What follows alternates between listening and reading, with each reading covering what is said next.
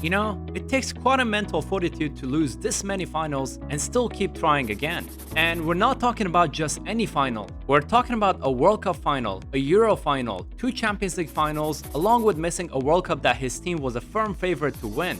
And we're not even talking about the domestic finals yet. I think by now you have a feeling of who we're talking about. But whether you do or not, stick around to find out about his incredible story. Right, so let's be clear, we're talking about one of the most successful and accomplished players of his generation.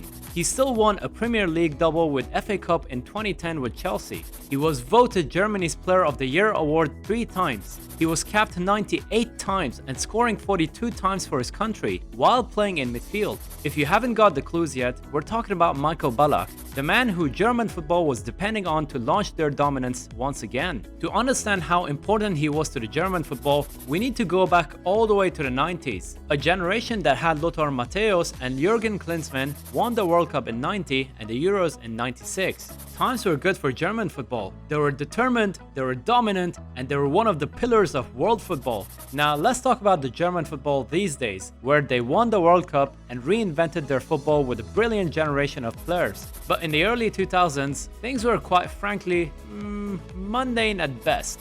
And that was a problem for Michael Ballack. He was sandwiched between 2 amazing generations. He was thrown in a generation that didn't have Lothar Matthäus or Toni Kroos. The pressure was on him to deliver, and he did just that. He did it for Kaiserslautern, Leverkusen, Bayern Munich, Chelsea, as well as the German national team. And before we talk about Michael Ballack's misfortunes in detail, don't forget to leave a like or comment. It really helps out the YouTube algorithm as a lot of time goes into making these videos. So, let's go all the way back to 2002. Ballack is about to win the Bundesliga with Leverkusen.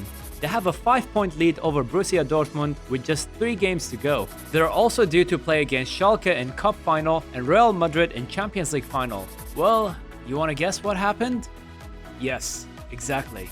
They lose the 5-point lead to Dortmund, they lose the Cup final to Schalke, and more importantly, they lose the Champions League final to Real Madrid.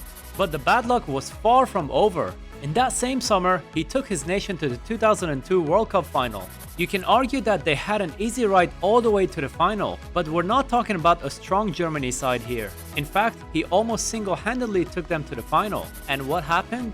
Well, Germany lost in a final that he missed due to suspension. So we're talking about 4 missed trophies within the same year. Sadly, history repeated itself when he was in Chelsea in 2008, when he nearly missed the Premier League title to Manchester United and the League Cup final to Tottenham. And to add more salt to the wound, he lost the Champions League final to Man United as well, on penalties. But bad luck wasn't done with Michael, as in summer 2008, he lost the Euro 2008 final to Spain. And just when you thought, wow, these are quite a few misfortunes, well, there's still more to come. In 2010, he was supposed to lead Germany in the World Cup, which they were one of the firm favorites to win, but he missed the World Cup because of an injury.